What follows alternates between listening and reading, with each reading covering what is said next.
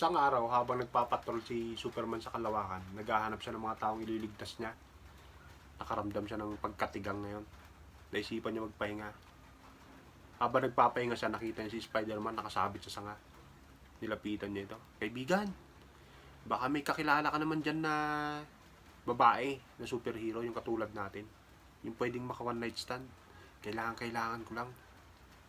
Ay, si ano, sabi niya ni Spider-Man. Si Wonder Woman, puntahan mo kanya. Napakahat nun, pre. Grabe. Pagbibigyan ka nun.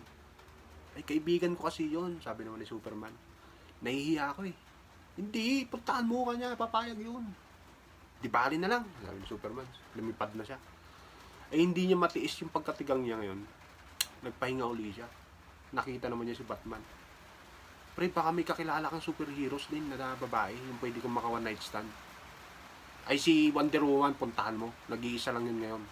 Papayag yun, pre. 20 ako. Ano?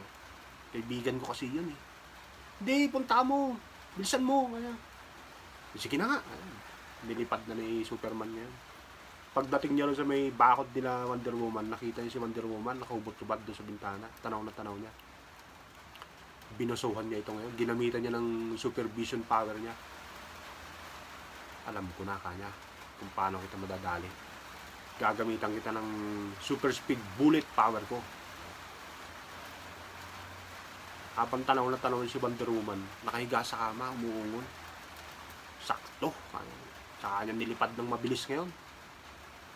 Pagkatapos niya, bumalik siya ron sa bakod. Nais handing kita, my friend. Sabi, sorry.